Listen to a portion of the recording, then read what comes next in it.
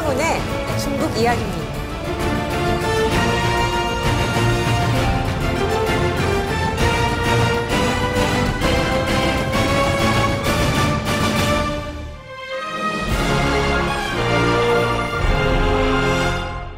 네, 다음 주제로 넘어가기 전에 좋아요 한 번씩만 눌러주세요. 좋아요를 많이 눌러주셔야 여러 채널에 뜹니다. 저희 방송이. 국민의 짐 조수진 의원에 대한 칭찬을 좀 해보려고 합니다. 뭐 지금 스트레스 받는데 조수진을 칭찬해 이렇게 얘기할 수 있겠지만 조수진 의원이 스스로 일종의 자승자박 내지는 팀킬을 본격적으로 진행하고 있기 때문에 이 조수진 의원의 여러 가지 이 어떤 그 발언 그리고 이걸 같이 써주고 있는 보도들에 대해서 우리가 좀 관심을 가져야 됩니다. 이 더러운 새끼들 또 거짓말이구나 하지만 뭐가 거짓말이고 왜 거짓말을 하는지를 알아야 될 필요성이 있다는 거죠. 일단 조수진 의원도 지금 그 코너에 몰려 있는 거예요. 그 선거 때 11억 가까운 재산을 숨겨놨다가 자기 재산을 숨겨놨다가 요거를 갖다가 이제 다시 드러나는 것 때문에 이제 선거법에 관련된 어떤 법적 처벌을 해야 된다는 얘기들이 올라오고 있고 아직까지는 이제 진행이 안 되고 있어요. 회기이기 때문에 여기에 관련된 게 선거법으로 엮이게 되면 이건 이제 당연히 날아가게 됩니다. 선거 기간 중에 거짓말을 하게 되거나 재산 관련된 공시를 거짓으로 한 것이 고의적이었다고 밝혀지게 되면 당연히 의원직은 날아가게 되는 거기 때문에 이 사람들 이제 목숨을 걸고 덤비고 있는 거거든요. 근데 이제 이분이 했던 게 이제 재산 등록이 그 2019년 12월 기준 요거는 이제 중앙선거관리위에 그 입후보를 하기 위해서 먼저 내놓는 겁니다. 요 당시 기준으로 18억 5천만 원 정도였는데 일단 이제 공직자가 됐잖아요. 국회의원이 됐잖아요. 그럼 이제 이번에 이제 이게 바뀌게 되는 겁니다. 아까는 선거를 위해서 입후보를 위해서 중앙선거관리위원회를 한 거고, 자 국회의원에 당선된 당선자들 같은 경우에는 국회 공직자로서 재산 등록을 하게끔 돼 있습니다. 그래서 이 과정 중에 재산이 30억 원이 불어난 거죠. 30억 원으로 불어난 거죠. 그러니까 약 11억 5천만 원 정도가 불어난 건데 여기 이제 고의 누락됐다라는 점에서 얘기를 받고 있는 겁니다. 그래서 이분 같은 경우에는 이제 5억은 빌려준 돈이고 6억은 예금이었는데 내가 깜빡 까먹었다 그래요. 6억 정도 예금은 그냥 까먹고 신고할 수 있을 만큼 굉장히 좀 재산 규모에 대한 어떤 돈을 돌같이 보는, 현금을 돌같이 보는 성격이 아니었을까 싶은데, 문제는 이 두 가지가 전부 다 현금성 재산이었다는데, 이게 뭔가 숨기려고 하는 의혹이 있지 않느냐는 겁니다. 그러면, 이 부분에 이제 법의 차이를 여러분들이 먼저 선명하게 알고 계셔야 되는 게, 그 중앙선거관리위원회에 등록하는 입후보자의 재산 등록은 배우자까지 등록이 되게 되어 있습니다. 남편까지 들어가는 거고요. 나중에 이제 공직자 재산 등록 현황은 요게 좀 강화돼서 부모하고, 부모님하고 이제 이 자녀들 것까지 의무적으로 이거를 등록하게끔 법의 강도가 약간 다릅니다. 근데 여기서 나오는 차이라고 하면 뭐 그걸 충분히 이해해 줄 수 있는 건데 이 사람은 그 경우에 해당하지 않는 거죠. 근데, 이거를 갖다가 이제 다른 의원들하고 연결시켜 갖고 물귀신 작전을 펴고 있습니다.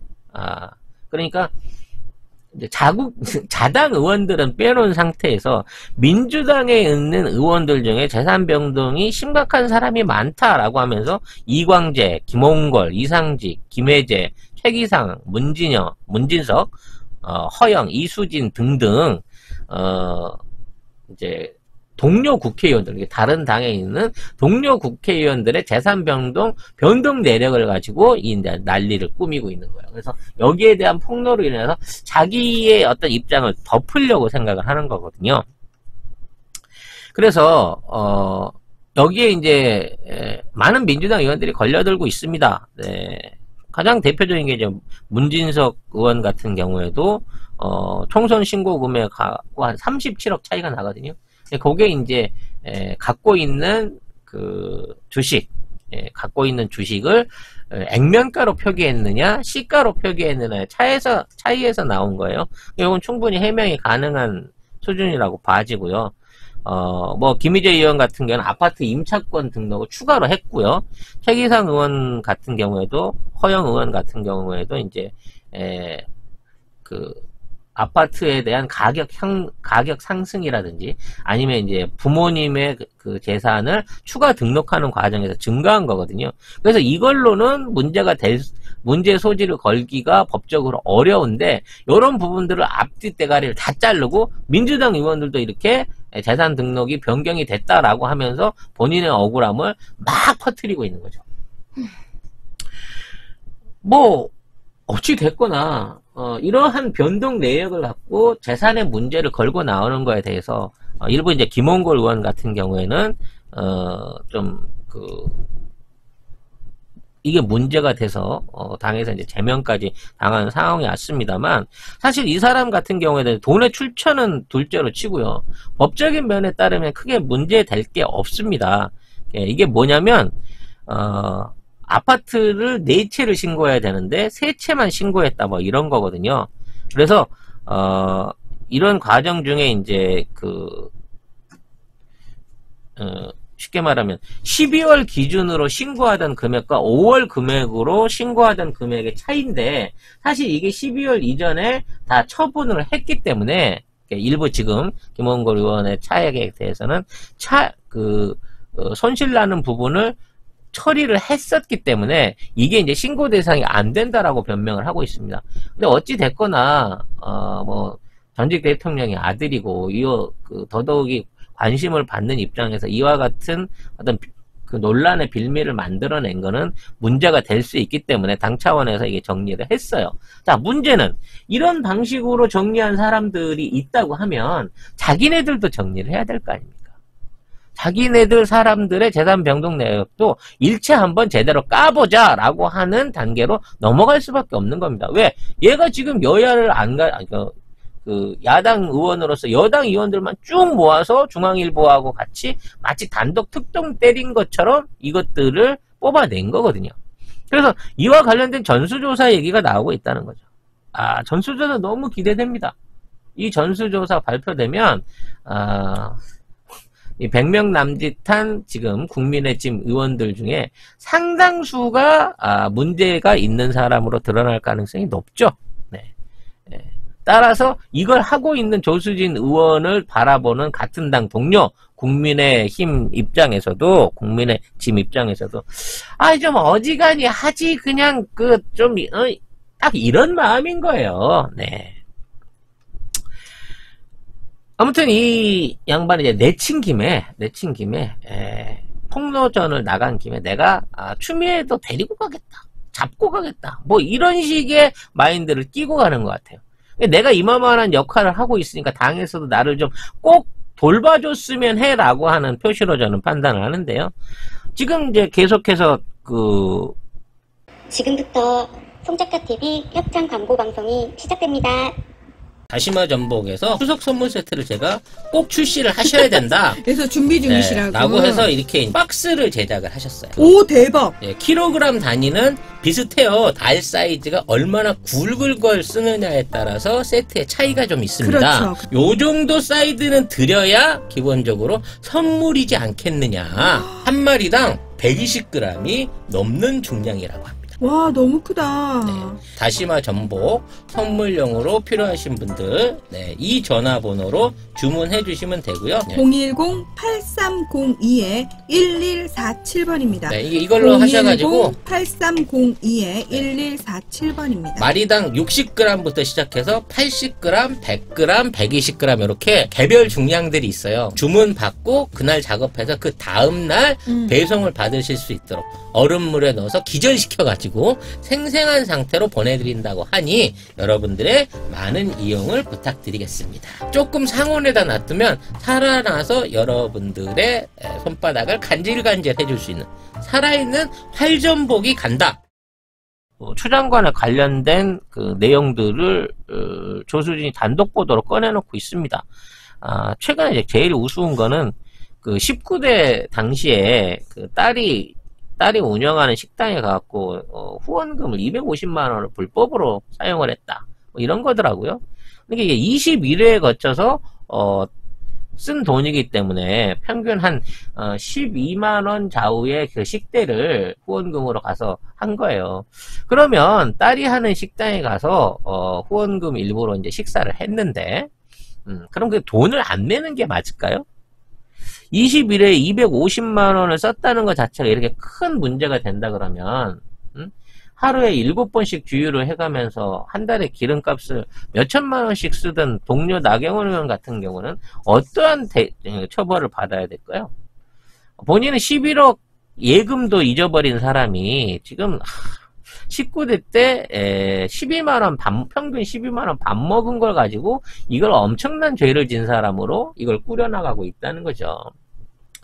최근에는 이제 아들의 어떤 그 병역 비리를 만들어내는 과정 중에 이걸 어떻게 구했는지 모르겠어요. 그 2017년 한 해 동안에 추미애 장관이 컴퓨터 게임, 롤플레잉 게임을 한 해 동안 277시간을 했다. 그러니까 얘는 군대에서 군대 생활을 안 하고 게임이나 하고 이렇게 말하자면 놀았다. 불성실한 어떤 근무를 했다라는 걸 만들기 위해서 또 이걸 조선일보랑 단독으로 막 때렸어요. 근데요, 그 여러분들 중에 아시는 분이 있을지 모르지만 기본적으로 서 씨는 그 카투샤 근무를 했잖아요. 카투샤라 그랬더니 나보고 다 옛날 사람이라 그러더라고. 카투샤 근무를 했잖아요. 카투샤는 자유로운 외박과 외출이 허용이 돼요. 5시간 업무 끝나면 9시 전에 복귀하는 조건으로 영외로 외출을 얼마든지 본인 하고 싶으면 할 수 있습니다. 그리고 주말에는 집에 가요. 무슨 뭐 비상사태가 걸려가지고 한국군에서 뭐 전체적으로 부대 외출 금지령 이런 게 떨어지지 않으면 출퇴근이 가능한 또 그 군 보직이 카투샤인 겁니다. 그러니까 집에 있어서 집에서 주말에 놀면서 게임을 할 수도 있겠죠. 근데 이 게임을 한 277시간이라고 엄청난 시간 했다 그러는데 1년 동안 277시간이면 하루에 1시간을 안 한 거잖아요. 그러면서 얼마나 게임을 많이 했든지 이 어떤 서 씨의 레벨이 굉장히 높은 등급에 있더라 라고 하는 뭐 이런 내용들을 단독 보도라고 떠내놓고 있는 겁니다. 참 어이가 없는 수준이고요. 지금 조수진이 하는 방식대로 추미애 장관을 비롯한 여당 의원들이 똑같이 대응하면 됩니다. 정진석이는 정재원이는 지금 있는 국회의원들 재산 유지하고 있는 사람들 그런 방식으로 다 한번 파보자 그래요. 그리고 지금 병역비리 좀 많습니까? 국민의 지금 소속 의원들이랑 그와 관련된 자녀들한테 이와 관련해서 전수조사 하자고 던져요. 얘네들 프레임을 그냥 쉬쉬하고 넘어가고 보도 이와 관련된 대응을 안 해주면 마치 민주당이 커다란 죄를 일방적으로 짓고 있고 거기에 대한 모든 원죄가 문재인 대통령과 추미애 장관으로 가는 것처럼 보입니다. 적극 대응하세요. 네. 못하면 가만 안 둬 니들은. 네. 갑자기 요즘은 좀 역으로 분노가 좀 엉뚱한 땅으로 뻗치기도 하는데. 그리고 지금 당선 무효형 얘기가 나와서 말인데 좀 전에 그 박덕흠 의원 얘기가 나왔었잖아요. 그분이 사실은 예전에 당선 무효형이 나왔었던 분이에요. 기억하시는지 모르겠지만 그거는 진짜 예술입니다. 그 정말 유례 없는 일이 벌어졌어요. 박덕흠 의원이 당선 무효형을 선고를 받았는데요. 그걸 기수했던 그 검사가요.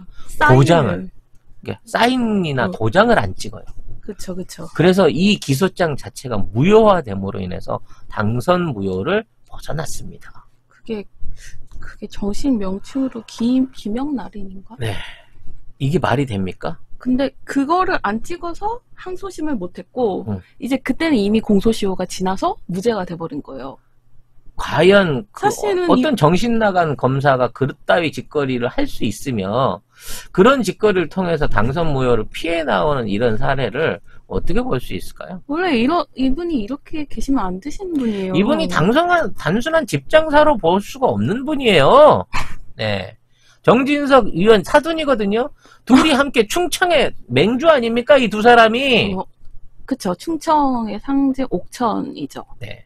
아무튼 이런 사람들을 제대로 파줄 수 있는 여지를 조수진 의원의 폭로로 불쏘시개로 써야 되는 겁니다. 아, 심각하군요.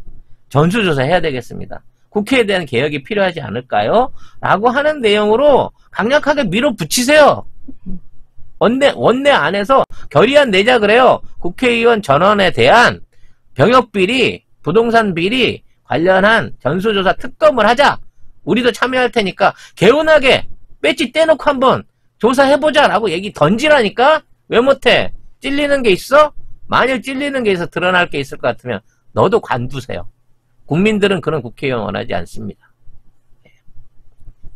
아무튼 얘네들의 일방적인 언론 플레이가 지금은 마치 민주당을 공격하고 현 정부를 공격하고 그 도덕성에 흠집을 낼 수 있을 걸로 보여지지만 이게 지속되면 도덕성이란 부분 안에서 니네들이 어떡하려 그러니?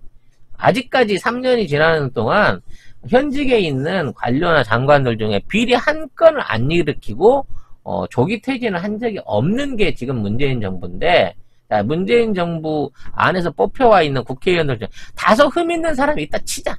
같이 날려줄게. 동기어진 한번 해. 라는 각오로 국회가 강력한 대응을 해주기를 당대표와 원내대표한테 요구하고 싶습니다. 네. 이낙연 대표가 왜 묵묵부답일까요? 바쁘시더만요. 수재 현장도 가시고 연극계 현장도 가시고. 네. 지금 당장에 급한 사안이 무엇인지를 모르고 계신 게 아닌가라는 생각이 들어요. 네. 그러시면 안 되실 텐데. 네. 뭐 저는 여기까지만 하겠습니다. 언젠가 기회가 생기게 되면 본격적인 저격을 준비하고 있는 뭐 마음의 각오만 가지고 있습니다만 아직은 취임한 지 한 달도 안 된 분을 벌써부터 흔드는 건 상도이가 아니라고 봐서 이분에 대한 논평을 좀 자제하기로 하겠는데요.